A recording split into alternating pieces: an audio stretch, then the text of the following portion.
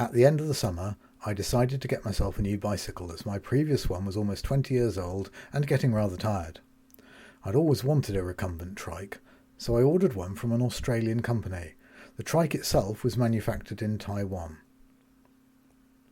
There's about an 85% import duty levied by the UK Customs and Excise.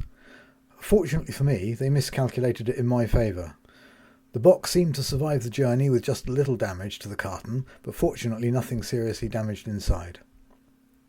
It took just 1 day to arrive in the UK from Taipei, but it took 3 days to get to Exeter from Heathrow Airport. Looking inside the box, it seemed to be very neatly packaged. So the first job was to check that the trike was complete and that nothing had been lost or damaged in transit. Fortunately, everything seemed to be there. The instructions came on a printed A4 booklet which was written in comprehensible English. Unfortunately left out or glossed over some of the more important information.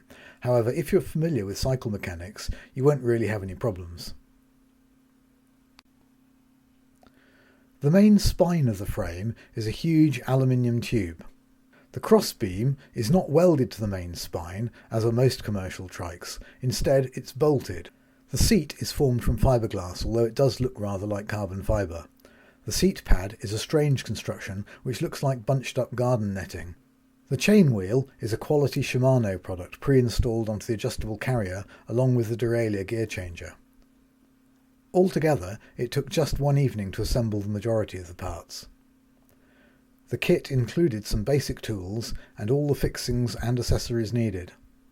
Adjusting the tracking was probably the most difficult and time-consuming task. Each adjustment requires the complete removal and reassembly of the track rods. The rear derailleur was similarly of good quality but required lots of adjustment. You really have to be familiar with how these things work or be prepared to do some internet searches.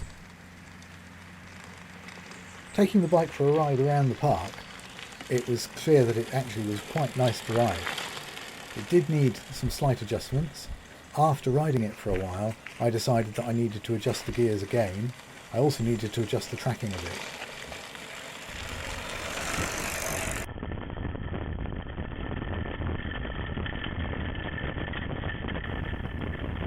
All in all though, I'm quite pleased with it.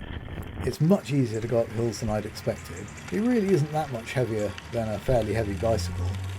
And of course, it is possible to go quite fast.